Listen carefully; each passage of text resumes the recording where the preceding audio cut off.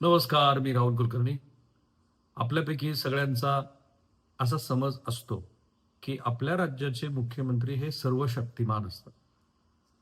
माझ्या मताप्रमाणे ते सर्वशक्तिमान असत नाहीत. एकतर त्यांना 2 पातळीवरती गोष्टी सांभाळायच्या असतात.